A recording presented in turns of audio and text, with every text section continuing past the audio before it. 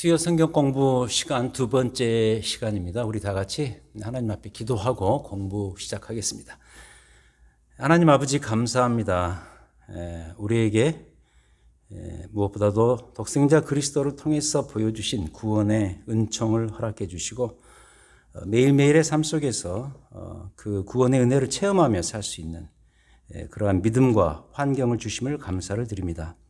우리에게 교회를 선물로 주시고 또 하나님 말씀을 우리에게 계시해 주고 가르쳐 주셔서 그 말씀을 통해서 구원의 은혜의 부요함만이 아니라 우리의 삶 속에 일어나는 여러 가지 일들 가운데서 하나님을 내 인생의 진정한 왕이요 주권자로 삼고 살아갈 수 있는 그런 특권과 감사의 조건들을 주심을 감사합니다.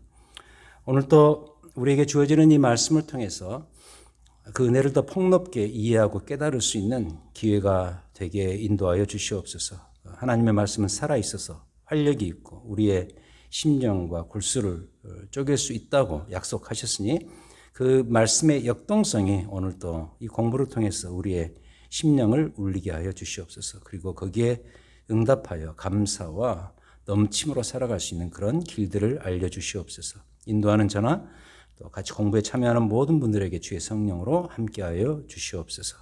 예수 그리스도의 이름으로 기도드립니다. 아멘. 자, 오늘은 두 번째 시간, 우리가 지금 구원 역사의 줄기 다윗 왕국에 대해서 배우고 있는데 오늘은 그 두 번째 시간이 되겠습니다. 사무엘상 8장 부분을 펴놓으시고요. 구약성경 418쪽 성경을 앞에 펴놓으시고 같이 공부에 임할 수 있기를 바랍니다. 우리가 이제 수시로 이 본문들을 찾아야 되니까 성경을 앞에 놓으시고 공부에 임하겠습니다. 자, 먼저 이제 지난주 공부를 좀 복습을 하자면 우리가 이제 선지자 사무엘에 대해서 우리가 지난주 공부를 했죠. 구원 역사의 줄기 부분이 되는 다윗 왕국을 다루기 위해서는 반드시 먼저 선행해서 꼭 다루어야 될 중요한 인물이 한 사람 있는데 그가 바로 선지자 사무엘이죠. 그런데 그때 이제 제가 이런 말씀을 드렸죠. 우리가 이 선지자 사무엘을 잘 알고 있는가? 특히 성경에서 말하는 그 선지자 사무엘에 대해서 잘 이해를 하고 있는가라는 도전을 하면서 그 공부를 시작했는데 제가 이제 성경을 공부하고 이해하면서 성경이 말하는 선지자 사무엘을 이렇게 이제 세 가지로 압축해서 정리해 말씀을 드렸던 것이죠. 그 세 가지가 바로 화면에 나오는 이 내용입니다. 먼저 첫 번째는 마지막 사사로서의 사무엘이다. 이 사사시대라는 350년가량 되는 굉장히 긴 암흑시대를 종결하는 의미에서의 사무엘이라는 인물. 특히 이제 사무엘이 탄생하는 그 스토리를 다루는 사무엘상 1장, 2장에 이 사무엘의 어머니 한나의 구원의 찬가에서 이 사무엘이 어떤 역할을 할 것인가에 대해서 우리가 폭넓게 이렇게 이해할 수 있는 그런 장면들이 있었습니다. 그게 이제 마지막 사사로서의 사무엘이고, 두 번째는 더 확대해서 두 시대를 연결짓는 다리 역할을 했던 인물이 바로 사무엘이다. 그 두 시대란 그럼 어떤 시대인가? 한 시대는 이미 언급한 사사시대, 그 기나긴 암흑의 시대. 그 다음 시대는 다윗 왕국 시대. 너무나도 다른 두 시대입니다. 이 사사시대는 철저한 암흑의 시대였던 반면에 다윗 왕국은 이스라엘 역사 가운데 정말 전무후무할 정도로 대단한 찬란한 영광을 누렸던 그런 왕국이죠. 이 두 시대를 연결짓는 다리 역할을 했던 사람이 누군가 바로 사무엘이었다. 그렇다면 이 세 번째 이 사무엘에 대한 설명이 이번에서 더 연결지어서 더 좁혀 들어가서 설명할 수가 있겠는데, 그것은 참 선지자직의 회복의 주인공이 사무엘이다. 무슨 이야기냐면 그 사사시대라는 그 암흑시대의 그 암흑성을 걷어내고 다윗 왕국이라는 참 영성이 있고 또 하나님을 의식하고 두려워할 수 있는 그 믿음의 공동체로서 이스라엘이 거듭나기 위해서 반드시 필요했던 것이 뭐냐면 사사시대에는 약화되고 없었던 하나님의 율법과 하나님의 말씀, 그 말씀을 다시 회복시켜야 되거든요. 그래서 하나님 말씀을 순종하고 율법 앞에 서며 그리고 거기에서 우러나오는 예배와 제사를 귀히 여기고 온 이스라엘 백성들이 정말 하나님을 예배하고 하나님 말씀에 순종하면서 그들의 경건과 영성을 회복해서 나라를 이렇게 꾸려갈 수 있는 그런 중간에 다리 역할을 했던 인물이 바로 사무엘이었다. 그래서 이제 그에게 가장 중요한 직책은 말씀 회복 운동이었습니다. 그래서 몇 가지 신뢰를 가지고 그 말씀을 드렸죠. 언약궤 사건도 이야기했고 이 7장의 미스바 대부흥 운동에 대해서 이야기를 하면서 이 세 번째 그의 직책에 대해서 설명을 해드렸습니다. 자, 그렇다면 오늘부터는 다윗을 이야기해야 됩니다. 왜냐하면 이번 학기 공부의 주제가 구원 역사의 줄기 다윗 왕국이기 때문이죠. 자, 하지만 오늘 또 다윗으로 본론으로 넘어가기 전에 반드시 언급해야 될 인물이 한 사람 더 있어요. 그 사람이 누구냐면 바로 사울입니다. 사울. 그래서 숙제로 내드린 사무엘상 7장부터 31장. 제가 앞에서 그 주보 광고를 통해서 사무엘상 8장부터 31장을 미리 읽으시면 도움이 되겠다라는 예고를 해드렸습니다만 오늘 사실 우리가 많이 다루게 될 부분이 바로 여기에 있습니다. 그래서 이 부분 8장부터 31장은 이 사울과 다윗의 관계를 집중적으로 다루고 있어요. 사울이 다윗이 등장하기 전에 다뤄야 될 중요한 인물이니까. 그래서 거기 이 부분을 보면은 다윗이 어떤 상황 가운데서 어떤 모습으로 등장했는지에 대해서 잘 설명을 해줍니다. 여러 가지 스토리로 여러 가지 사건 가운데서 그가 어떻게 등장했는지를 보여주죠. 그래서 오늘은 이에 대한 설명을 집중적으로 이제 할 텐데 저는 이 주제를 그러니까 사울과 다윗의 관계를 설명하면서 세 개의 느낌표로 설명하고 싶어요. 이 세 개의 느낌표 화면에 나오지 않습니까? 그것은 첫 번째로 이스라엘 백성들 입장이죠. 우리에겐 왕이 필요합니다. 이 느낌표가 있었고, 그 다음 두 번째는 거기에 대해서 왕을 뽑아야 되는 사무엘이 응답을 하지 않습니까? 근데 성경에서는 사울은 아니다. 사울은 절대로 아니다. 사울은 왕 자격에서 박탈되는 그런 인물이다라는 것을 설명하고, 그리고 세 번째는 그럼 진짜 왕은 누군가? 다윗이다. 반드시 다윗이어야 한다라는 것이죠. 이 세 개의 느낌표. 그리고 왜 사울은 아니고 왜 다윗이어야 되는가에 대해서 이 사무엘상 8장부터 31장이 아주 잘 설명을 해주죠. 거기에서 몇 가지 중요한 본문을 발췌해서 여러분들에게 이 세 개의 주제를 가지고 설명을 해드리도록 하겠습니다.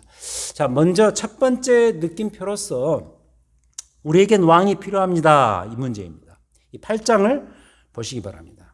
418쪽 구약성경 418쪽 8장 1절에 보시면 사무엘이 늙음에 그의 아들들을 이스라엘 사사로 삼습니다.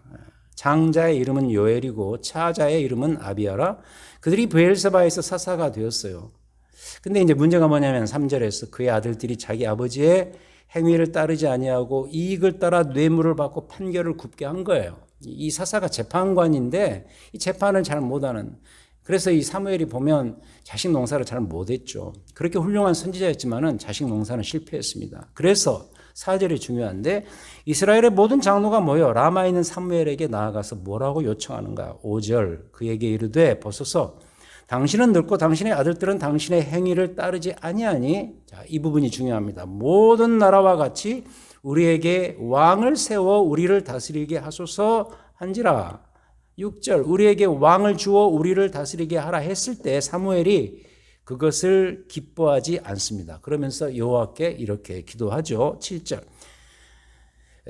여호와께 기도하죠. 이 문제를 가지고. 그러자 여호와께서 사무엘에게 이렇게 답하십니다. 백성이 내게 한 말을 다 들으라. 이는 그들이 너를 버림이 아니요 나를 버려 자기들의 왕이 되지 못하게 함이니라. 그러니까 하나님을 왕으로 생각하고 그들이 왕을 달라 그래야 되는데 자기들에게 왕을 달라 그러면서 하나님을 자신들의 진정한 왕으로 그들이 섬기지 않겠다라는 의도를 하나님이 읽으신 것이죠.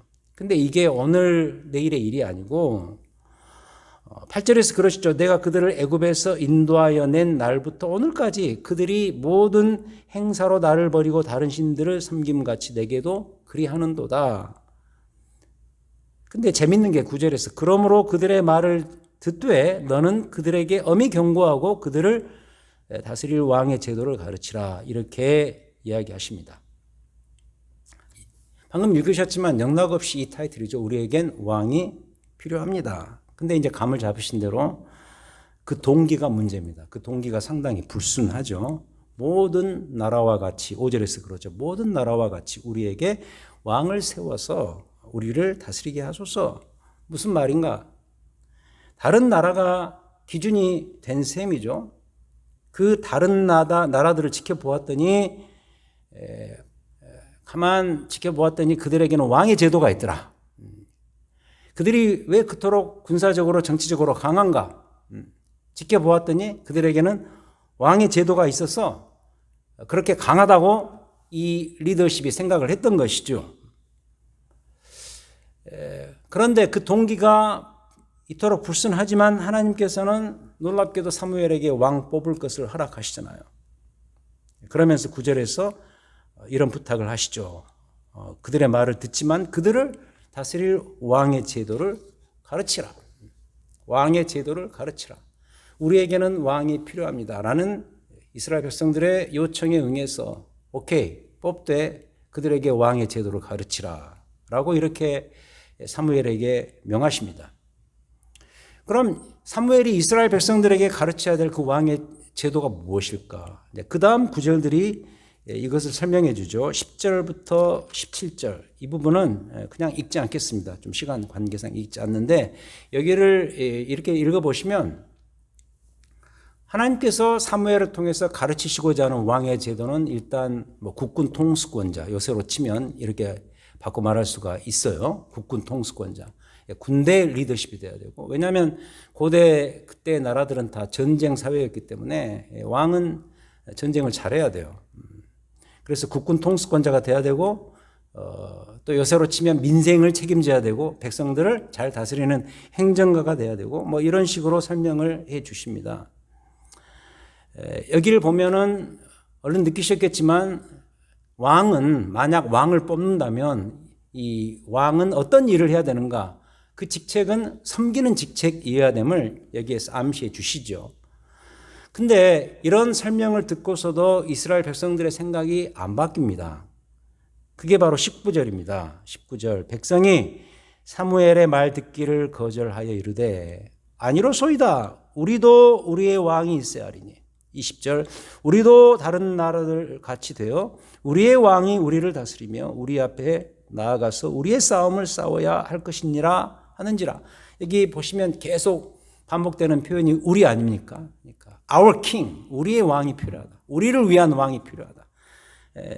쉽게 말해서 하나님은 안중에 없는 거죠. 우리의 왕이 필요하다. 전혀 바뀌지 않습니다. 그러면서 여전히 다른 나라들이 기준이 되고 있습니다. 그래서 어떻게 되죠? 21절. 사무엘이 백성의 말을 다 듣고 여호와께 이렇게 아뢰입니다.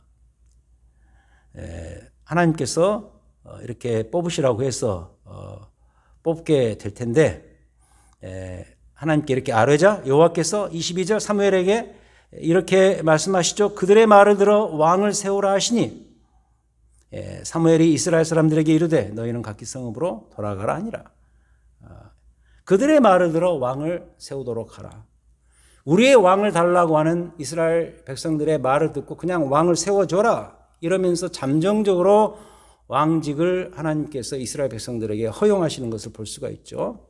자, 우리가 이 지점을 놓고 본다면 분명히 알 수 있는 것은 이 둘 사이에 관점의 차이가 분명히 드러난다는 사실입니다. 하나님과 사무엘 쪽은 이거죠. 너희들의 왕은 앞으로 이래야 될 것이다 라고 한다면 이스라엘 백성들은 아닙니다. 우리의 왕은 이래야 됩니다. 바로 이겁니다. 너무 달라요. 관점이 달라요.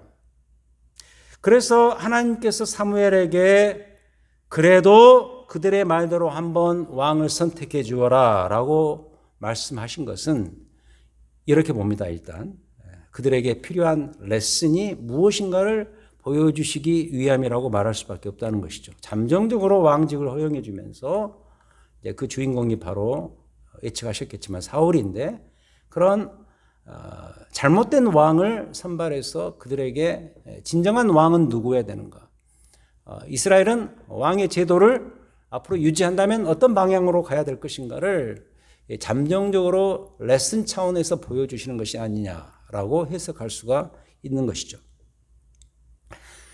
잠시 이제 우리의 상황을 놓고 보자면 우리도 그렇습니다. 우리는 계속해서 본문의 이스라엘을 지금 현대 교회로 간주하고 있단 말이죠. 현대 교회임을 전제한 상태에서 이 구약의 이스라엘 백성들에 대한 공부를 하고 있습니다. 그럼 보십시오. 지금의 우리 역시도 본문의 이스라엘과 아주 비슷한 생각들을 하면서 교회 생활을 하고 있는 것이 사실이라는 것이죠. 이게 우리의 엄연한 현실이라는 것이죠. 우리에게 이제 이런 모습들이 있죠. 예를 들자면 우리가 쉽게 할 수 있는 이야기 아니겠습니까? 우리 교회가 강해지려면 이렇게 해야 됩니다라고 말할 수 있겠죠. 강력한 리더십, 강력한 목회자, 강력한 당회, 이런 것을 우리가 서제스트하면서 그 어떤 강력함, 이게 성경에서 나오는 어떤 건강한 강력함이 아닌 이 세상에서 이스라엘 백성들처럼 마치 다른 나라들에서 보았던 것처럼 지금 우리가 사는 이 세상에서 보여지는 어떤 강력함의 이미지를 가지고 우리 교회에, 그리고 우리 교회 리더십에 강력함을 추구한다고 했을 때 그게 과연 옳은 것인가, 우리가 한번 반성을 해볼 필요가 있겠죠. 또 다른 예로서 든든한 재정이라든지 든든한 건물이라든지 빈틈없는 제도와 법칙들이라든지 물론 다 필요하고 굉장히 교회 유지를 위해서 유익한 것들이죠. 하지만 우리의 근본적인 마음 가운데 그것을 의존하면서 어떤 이 세상이 추구하는 그 강력함의 이미지를 우리의 신앙 안에 또 교회 생활 안에 끌어들이려고 한다면 그건 문제다라는 것을 우리가 역으로 이 왕직을 지금 추구하는 이스라엘 백성들에게서 볼 수가 있는 것이죠. 그래서 이 말 자체는 성경적으로 옳지가 않습니다. 어떤 승리주의적인 교회라 그럴까요? 세상을 정치적으로 이렇게 장악하는 그런 교회라 그럴까요? 그래서 교회 역사적으로도 그렇죠. 중세 때 그러지 않았습니까? 십자군 전쟁 이런 걸 통해서 교회가 정치 세계와 결탁해서 이렇게 수많은 전쟁을 일으키고, 그건 다 승리주의적인 교회를 꿈꾸면서 있었던 모습이죠. 그것은 교회 역사적으로도 성경적으로도 옳지 않다는 것이 이미 증명되었죠. 세상에 군림하는 교회는 없습니다. 세상을 섬기고 세상 안에서 그럼에도 불구하고 구별된 하나님의 백성으로서 살아가는 매우 독특한 존재가 바로 교회 아니겠습니까? 하나님 나라의 백성들의 모습이죠. 그래서 이제 결국 이 우리의 신앙생활과 교회 생활에 있어서 기준의 설정은 이래서 매우 중요한 것이다. 우리가 이 왕을 세우려고 하는 이스라엘 백성들의 모습 속에서 그 어떤 영역에서든 간에 반드시 올바른 기준을 세우는 일이 중요하다는 것이죠. 왜냐하면 이 사사시대의 문제가 자꾸 강조하는 것처럼 기준이 너무 많았어요.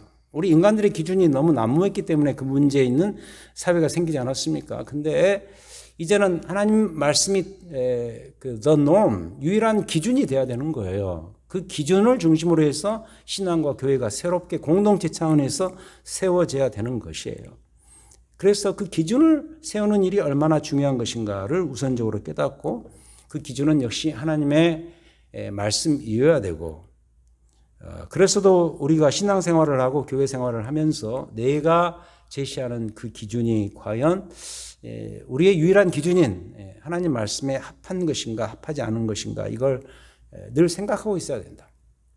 그런 생각을 하면서 대화도 나누고 신앙생활도 해가고 또 의논도 하고 그렇게 교회를 꾸려가야 되겠죠. 우리가 이게 이제 첫 번째 우리에겐 왕이 필요하다 해서 우리가 역으로 배우는 중요한 현실적인 가르침이라고 보여집니다. 두 번째는 사울은 아니다. 절대 아니다. 느낌표. 사울은 절대로 아니에요. 그럼 왜 아닌가? 이제부터 살펴봐야 되겠죠. 자, 이렇게 해서 뽑힌 왕이 누구냐? 바로 이스라엘의 초대왕 사울인. 9장부터 11장을 읽어보면 사울이 왕으로 등극한 과정이 아주 상세히 나옵니다. 하지만 13장에서부터 사울이 이제 왕이 된 다음에 13장에서부터 서서히 그의 문제점들이 드러나기 시작합니다. 많은 스토리가 있지만 저는 이 사울의 문제점을 이 두 가지로 압축해서 말씀드리고 싶어요. 그것은 첫 번째 신전의식 영성 제로의 인물 사울이고, 그리고 그 다음은 저 밑에 있죠. 시기와 질투의 인물 사울이다. 다시 말씀드립니다. 신전의식 영성 제로의 인물 사울. 두 번째는 시기와 질투의 인물 사울입니다. 먼저 그의 신전의식 제로, 영성 제로의 문제부터 보겠습니다. 많은 신뢰들이 나오지만 그 중에서 몇 가지만 보자면 바로 이런 부분들 때문입니다. 세 가지로 제가 화면에 제시했죠. 첫 번째는 예배 제사의 중요성을 망각했던 사람이고, 두 번째는 여호와의 명령을 어겼고, 그리고 세 번째는 하나님께서 그로 인해서 결국 버리시고 만다는 이런 내용으로 신전의식과 영성제로의 인물 사울을 살펴보자는 것이죠. 자, 먼저 예배 제사의 중요성을 망각한 케이스 13장 8절부터 12절입니다. 13장 8절부터 12절. 자, 여기 보시면 이스라엘 백성들이 사울의 리더십 아래서 블레셋과의 길갈 전투의 장면이 나오는데, 거기에서 내용은 깁니다만 짧게 중요한 부분이니까 이 부분만 읽겠습니다. 8절입니다. 13장 8절. 사울은 사무엘이 정한 기한대로 이레 동안을 기다렸으나 사무엘이 길갈로 오지 아니하매 백성이 사울에게서 흩어지는지라. 사울이 이르되 번제와 화목제물을 이리로 가져오라 하여 번제를 드렸더니 번제 드리기를 마치자 사무엘이 온지라. 사울이 나가 맞으며 무난함에 사무엘이 이르되 왕이 행하신 것이 무엇이냐 하니 사울이 이리 대답하죠. 백성은 내게서 흩어지고 당신은 정한 날 안에 오지 아니하고 블레셋 사람은 믹마스에 모였음을 내가 보았으므로 이에 내가 이르기를 블레셋 사람들이 나를 치러 길갈로 내려오겠거늘 내가 여호와께 은혜를 간구하지 못하였다고 부득이 하여 번제를 드렸나이다. 여러분 이 스토리 들어보셨죠? 제사장이 해야 될 일을 그가 왕이 가로채죠. 이게 이제 문제가 됩니다.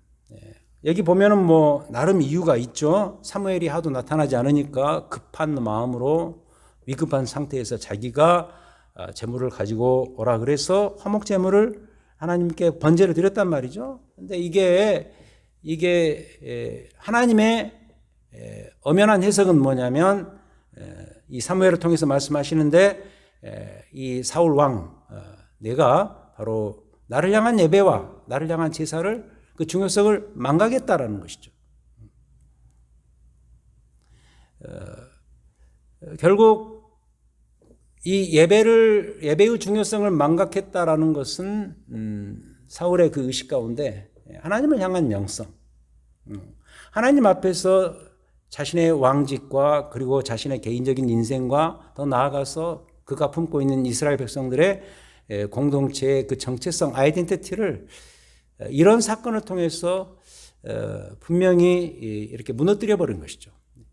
그 말은 달리 말해서 그의 의식 가운데 하나님이라는 존재가 굉장히 희미했다는 것을 증명하는 것이죠. 그래서 이런 예를 놓고 보더라도 사울은 하나님 앞에서의 가져야 될 그 신전 의식이 제로에 가까웠다. 영성이 제로인 그런 인물이었다라는 것을 배우고, 두 번째는 15장입니다. 15장은 아말렉과의 전투에서 일어난 일입니다. 15장 7절부터 9절. 사울이 하윌라에서부터 애굽 왕 술에 이르기까지 아말렉 사람을 치고 아말렉 사람의 왕 아각을 사로잡고 칼날로 그의 모든 백성을 진멸하였으되, 그러니까 대단한 승리를 한 것이죠. 근데 이제 9절에서 문제가 생깁니다. 9절 사울과 백성이 아각과 그의 양과 소의 가장 좋은 것 또는 기름진 것과 어린 양과 모든 좋은 것을 남기고 진멸하기를 즐겨 아니하고 가치 없고 하찮은 것을 진멸하니라. 그러니까 이게 왜 문제가 되냐면 그 앞에 3절에서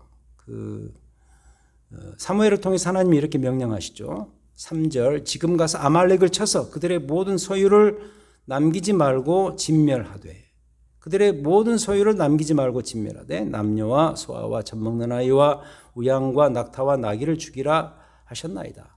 이 명령을 어긴 것이죠. 그런데 그 동기가 더 불순합니다.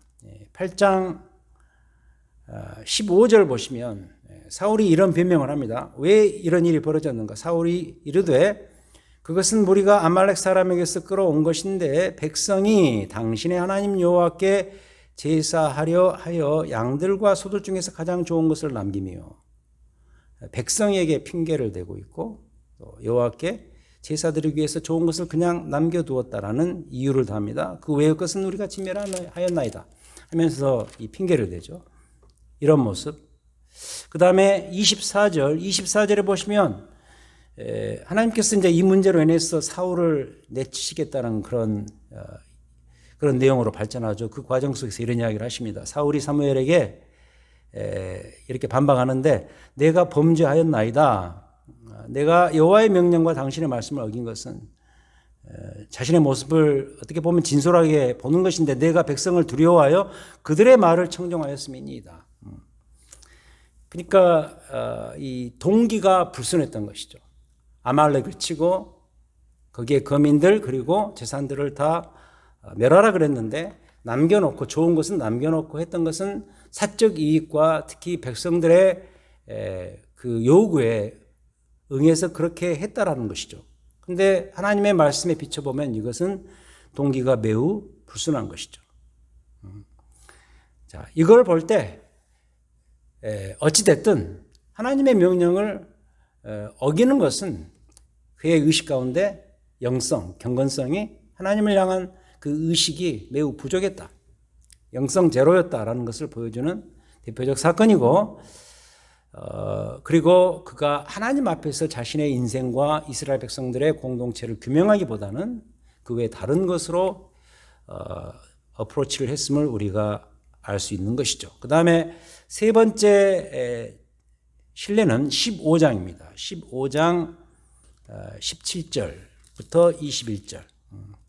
그러니까 이 사건으로 인해서 하나님께서 이제 사울을 버리시겠다라고 작정을 하신 거죠. 여기를 보면은 결국 하나님이 그를 버리시는데 17장부터 31절 우리가 이미 가운데 한번 읽었지 않았습니까? 결국 버리시는데 그 버리시는 과정에서 사울을 이 영성제로 하나님 입장에서 내 앞에서 그가 인생을 살지 않았다라는 것을 이렇게 보여주는 몇 가지 중요한 구절들이 있죠. 그걸 한번 읽고 이 세 번째 문제를 다뤄보도록 하죠. 예를 들어서 17절. 참 중요한 구절인데 사무엘이 사울에게 이렇게 말하죠.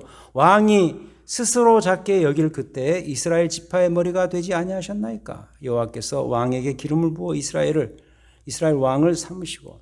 참 중요한 표현이죠. 이 사울이 겸손하고 스스로 작게 여겼을 때 조금 더 붙여 설명하면 이스라엘의 하나님 앞에 한 리더가 되기 위해서는 그 이스라엘의 하나님 앞에서 스스로를 작게 여길 때 하나님 앞에서의 진정한 겸손이 있을 때 하나님께서 당신을 왕으로 삼지 않으셨던가? 그 이야기를 다시 끄집어내면서 추억을 시키는 것이죠. 이런 구절들 22절 아주 유명한 구절이죠. 사무엘이 이르되 여호와께서 번제와 다른 제사를 그의 목소리를 청정하는 것을 좋아하심같이 좋아하시겠나이까? 순종이 제사보다 낫고 듣는 것이 순양의 기름보다 나으니. 우리가 이 구절을 갖고 그런 이야기를 많이 하죠. 순종이 제사보다 낫다. 예배보다 더 중요하다. 순종해야 된다. 이걸 이야기할 때 이 구절을 가지고 이야기하지만 사실 문맥을 보면은 이 어긋난 제사보다는 하나님을 향한 말씀의 순종이 훨씬 더 중요하다라는 것을 여기에서 이야기하면서 사울의 문제점을 지적하시는 것이죠.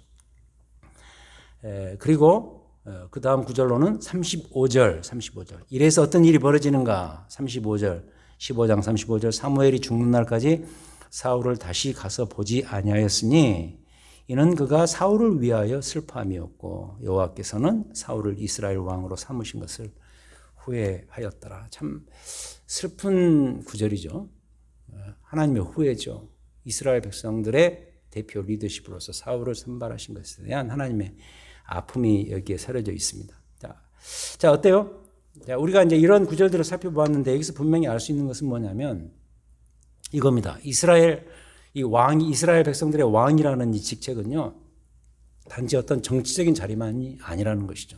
정치를 포함하죠.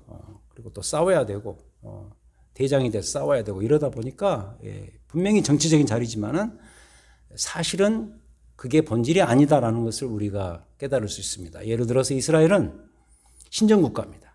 신정국가. 하나님이 다스리시는 국가죠. 우리가 요새 많이 쓰는 말로 하나님의 나라인 것이죠. 하나님 나라의 표상이고 하나님 나라의 상징이고 하나님의 나라가 어떤 방식으로 이루어질 것인가를 미리 보여주는 하나의 샘플이죠.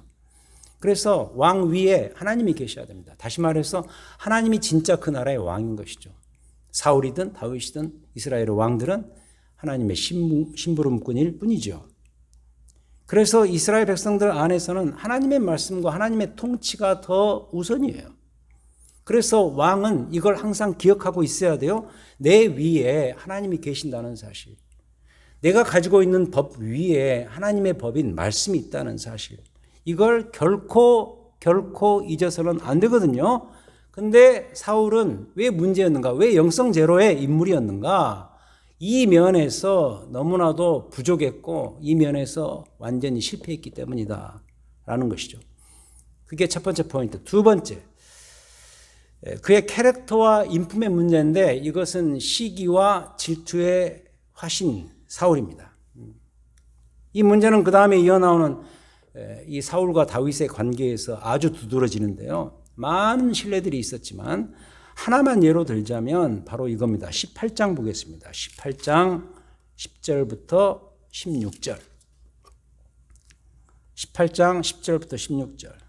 굉장히 참 아픈 장면이죠, 이것도. 그 이튿날 하나님께서 부리시는 악령이 사울에게 힘있게 내림에 그가 집안에서 정신없이 떠들어대므로 다윗이 평일과 같이 손으로 수금을 타는데 그때 사울의 손에 창이 있는지라. 이 사울이 마치 이 정신질환자처럼 막 악령이 사울에게 임한 거예요. 그러자 마치 옆에 창이 있었는데 그러면서 뭐라 그러죠? 11절 그가 스스로 이르기를 내가 다윗을 벽에 박으리라 하고 사울이 그 창을 던졌어요.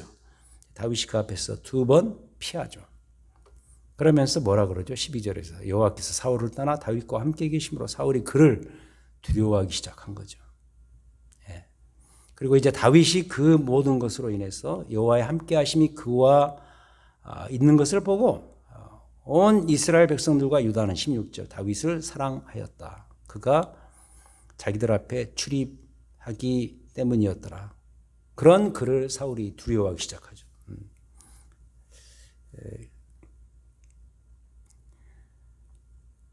바로 이제 이런 장면들 뒤로 갈수록 더 발전되고 사울은 다윗을 끝까지 쫓아가서 그를 죽이려고 하고 다윗에게는 이제 거기에 보복할 기회가 있었지만 이런 사울을 주의 기름 부음 받은 그런 종이라고 칭하면서 오히려 사울을 다윗이 보호를 해주죠.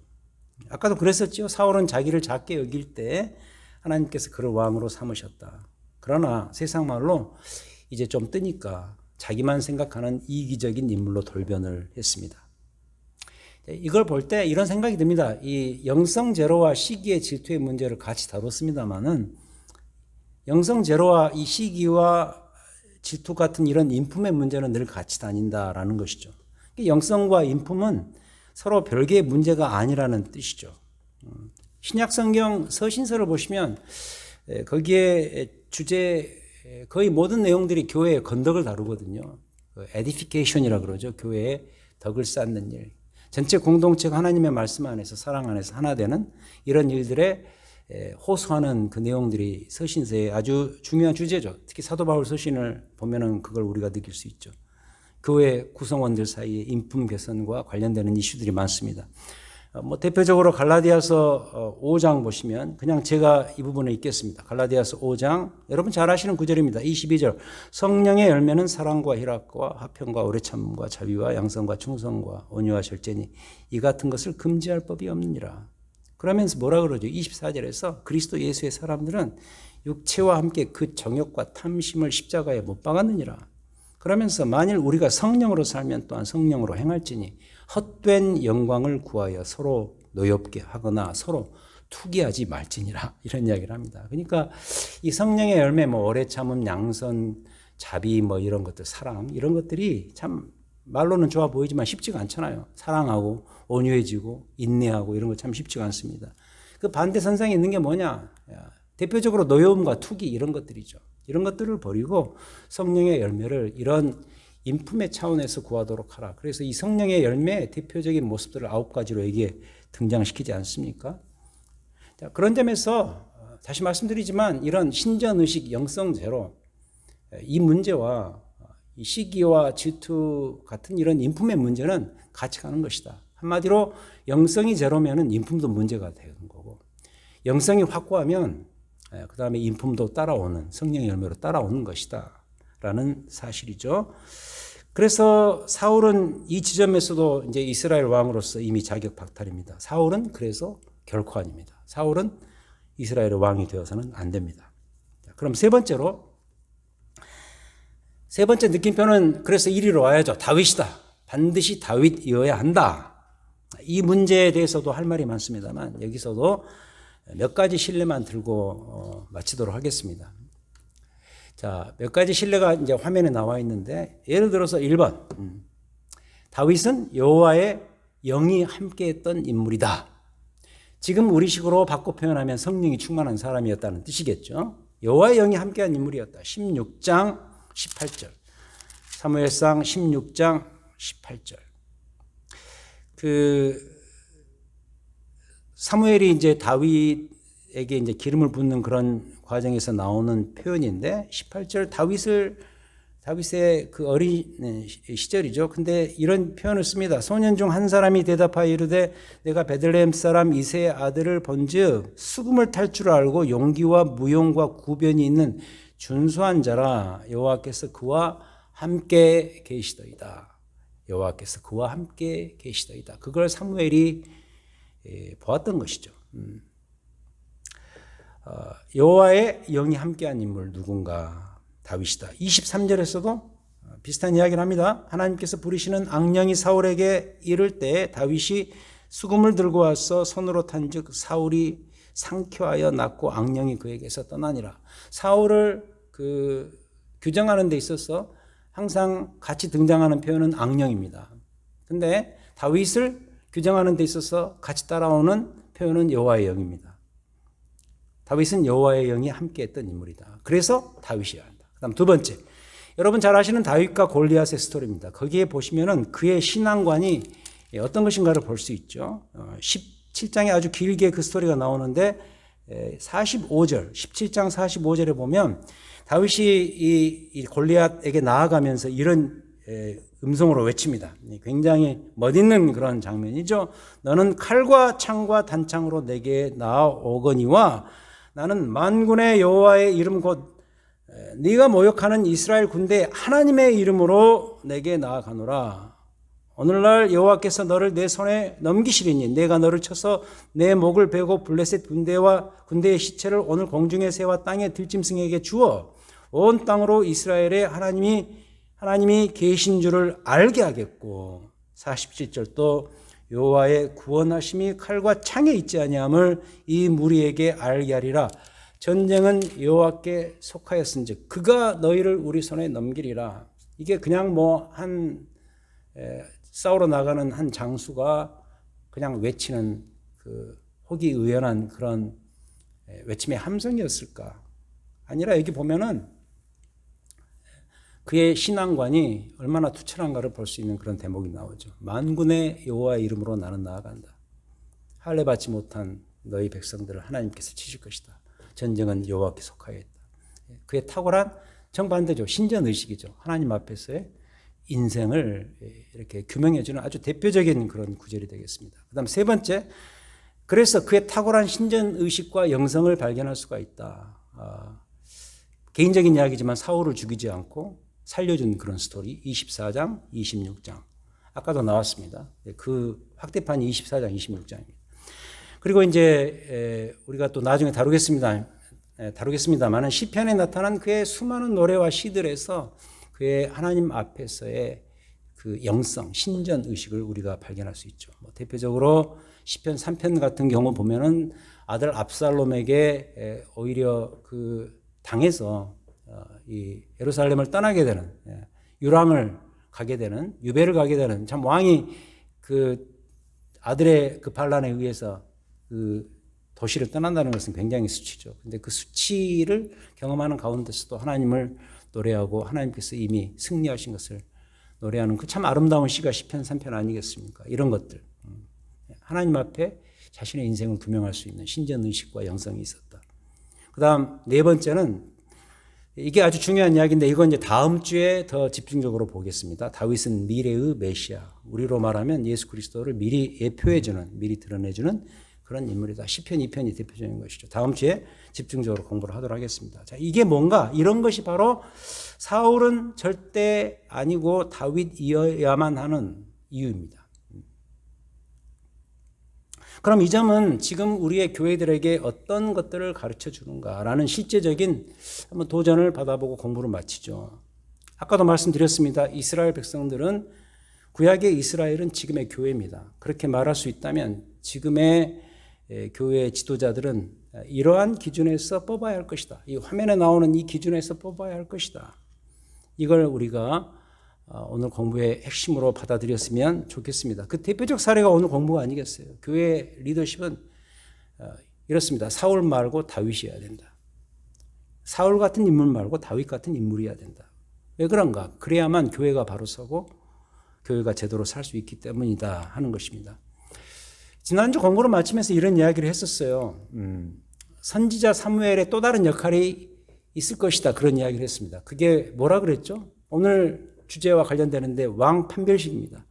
사무엘의 중요한 역할이 뭐냐면 사사시대에서 왕정시대로 넘어가는 그 다리 역할을 해야 되기 때문에 하나님께서 선발하신 왕을 세우는 그 일을 해야 되는 존재가 사무엘이었어요. 굉장히 중요한 역할을 그가 했던 것이죠. 그래서 사무엘은 한마디로 왕을 잘 뽑아야 됩니다. 근데 그 왕을 잘 뽑기 위해서 그가 가져야 될 왕 판별식은 무엇이었을까? 이미 살핀 이 내용도 다윗을 중심으로 살펴보았습니다만 일반적으로 놓고 볼 때 다윗을 뽑는 과정에서 하나님께서 사무엘에게 분명히 말씀하십니다.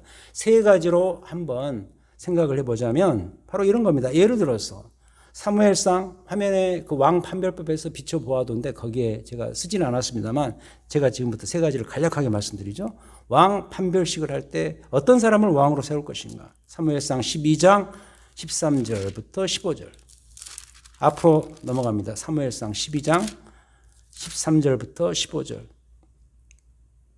사무엘이 이스라엘 백성들에게 이야기하면서 이런 이야기를 하죠. 너희가 12장 13절 암몬 자손의 왕 나하스가 너희를 치러옴을 보고 너희의 하나님 여호와께서는 너희의 왕이 되심에도 불구하고 너희가 내게 이르기를 아니라 우리를 다스릴 왕이 있어야 하겠다 하였도다. 이건 아까 설명을 해드렸던 부분이죠. 자, 13절 이제 너희가 구한 왕 너희가 택한 왕을 보라. 여호와께서 너희 위에 왕을 세우셨느니라. 너희가 만일 여호와를 경외하여 그를 섬기며 그의 목소리를 듣고 여호와의 명령을 거역하지 아니하며 또 너희와 너희를 다스리는 왕이 너희의 하나님 여호와를 따르면 좋겠지만은 무엇을 암시하죠? 그러니까 왕 판별식에서 가장 중요한 것은 그 왕 자신이 누가 되었든 여호와의 목소리를 듣는 자여야 된다. 어떤 왕이든 여호와의 말씀을 순종하는 그 일에 우선을 두는 자가 왕이 되어야 된다. 이게 왕 판별식의 중요한 조건이죠. 근데 다윗 이후에 뭐 솔로몬 그리고 유다의 그 많은 왕들 다 마찬가지죠. 결국 그들 옆에 하나님의 말씀이 있었느냐 없느냐에 따라서 그들 옆에 선지자를 제대로 뒀느냐 두지 않았느냐에 따라서 그들의 정치력이 완전히 달라지잖아요. 여호와의 목소리를 듣는 자 첫 번째 조건. 그 다음 두 번째 유명한 표현이죠. 하나님의 마음에 합한 자여야 된다. 13장 13절 보겠습니다. 사울을 아까 우리가 보았던 그 번제 사건, 그걸 이야기하면서 하나님이 이런 이야기를 하세요. 13장 13절 사무엘이 사울에게 이르되 왕이 망령되이 행하였도다.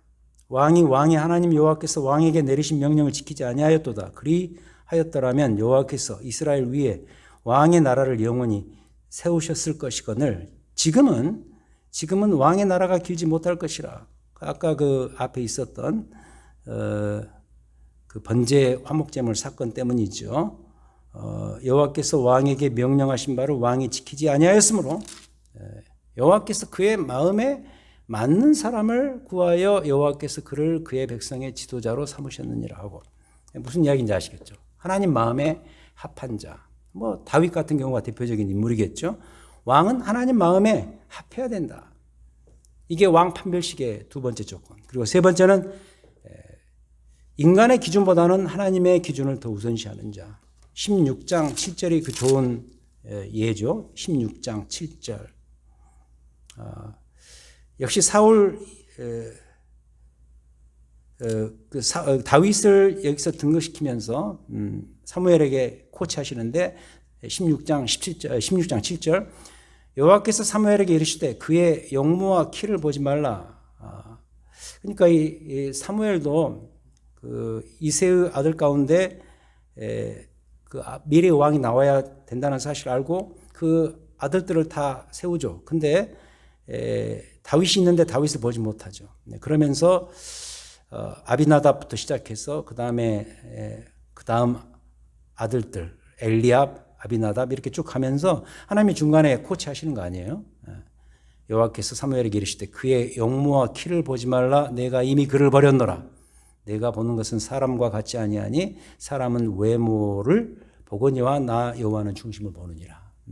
왕을 선발하는 과정에서 왕 판별식에서 사무엘에게 하나님이 코치하시기를 제일 중요한 조건은 외모가 아니라 그 중심이다. 이런 이야기를 하시죠. 인간의 기준보다는 하나님의 기준을 더 우선시하는 자. 이런 자가 왕이 돼야 된다. 그 중심에 신전 의식 있는 자. 그런 사람을 왕으로 세워야 한다는 것을 여기에서 미리 가르쳐 주십니다. 자, 이 판별식은 지금도 유효하죠. 신약 교회에서도 유효한 리더십의 선발의 기준입니다. 디모데전서에서 그러지 않습니까? 이 집은 살아계신 하나님의 교회요 진리와 기둥의 터이니라. 디모데전서 3장 15절 아주 유명한 고백이죠. 교회의 주인은 교회의 머리는 바로 하나님이십니다. 그래서 교회의 리더십은 그런 하나님을 위에 둘 수 있는 그런 사람으로 선발이 되어야 할 것이다. 목회자든 교회 장로든 직책을 가진 모든 사람들은 항상 그 의식 가운데 신전 의식이 있어야 되고 내 인생과 우리 교회와 우리 가정에 이 사회의 진정한 왕권을 가지신 분은 오직 하나님 한 분뿐이십니다. 내 위에 더 이상 누가 있는 것이 아니고 그래서 내가 왕이 되고 내가 주인 되는 것이고 이게 아니고 내 위에 분명히 하나님이 계신다라는 것을 늘 기억하고 의식하면서 살아가는 자, 그런 자가 이 교회의 리더십이 돼야 된다라는 것을 여기서 우리가 배우게 됩니다. 이 면에서 사울은 실패자였어요. 그래서 사울은 절대 안 되는 거예요. 하지만 반대로 다윗은 성공적인 케이스였죠. 왜냐하면 이게 있었으니까. 자, 오늘 공부 복습하고 마치죠. 우리에겐 왕이 필요하다. 이스라엘 백성들의 요청, 매우 잘못된 기준으로 사무엘에게 이 요청을 하죠. 그래서 하나님께서 잠정적으로 허용해서 왕을 선발케 하시는데 그게 바로 사울이죠. 근데 놀랍게도 두 번째 사울은 아니죠. 절대로 아닙니다. 그 이유는 이미 충분히 말씀드렸습니다. 신전의식 제로, 영성 제로, 그리고 그의 인품의 문제, 시기와 질투의 화신 이런 것들. 그리고 이제 세 번째는 그럼 다윗이다. 왜 다윗이어야만 하는가? 많은 이야기를 했습니다. 그가 가지고 있는 특히 그 영성, 하나님 중심이고 하나님이 진정한 이스라엘 백성들의 왕이 되어야 된다는 그 신전 의식을 항상 품고 있는 그런 가능성이 있는 인물이었기 때문이다라는 것으로 오늘 공부를 우리가 배웠습니다. 그리고 이제 적용하기로는 우리들의 교회의 리더십은 항상 이런 신전 의식이 있는 그런 사람을 우리가 선발해서 교회가 운영될 수 있도록 해야 된다라는 것을 말씀드리고 싶습니다. 다음 주 공부는 메시아의 모형으로서의 다윗. 상당히 좀 신학적인 이야기를 많이 할 수밖에 없습니다. 왜 다윗은 어떤 측면에서 미래의 메시아 구세주 예수 그리스도를 미리 보여주는가라는 것을 이 사무엘하 1장부터 6장과 그리고 시편에 나오는 여러 가지 내용들로 우리가 한번 살펴보도록 하겠습니다. 그래서 사무엘하 1장부터 6장까지를 미리 예습하시고요. 그 외에 추가적으로 복음서와 시편 몇 군데를 공부할 예정에 있습니다. 다음 주에 뵙도록 하겠습니다. 기도하시겠습니다. 하나님 아버지 감사합니다. 오늘 우리가 사울과 다윗을 비교하면서 하나님 앞에서의 삶과 인생이 어떤 것이어야 되는가를 깨닫게 해주시니 감사합니다. 그저 흘러 지나가는 그런 내용으로 우리가 공부하지 않은 줄 믿습니다.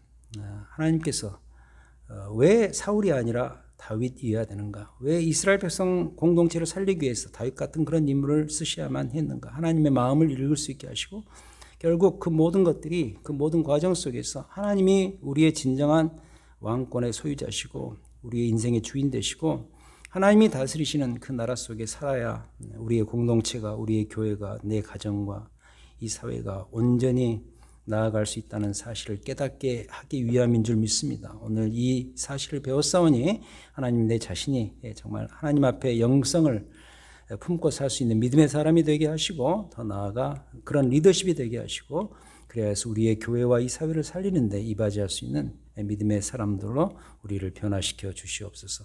오늘 이 모든 공부에 함께 하심에 감사드리옵고 우리 주 예수 그리스도의 이름으로 기도하였습니다.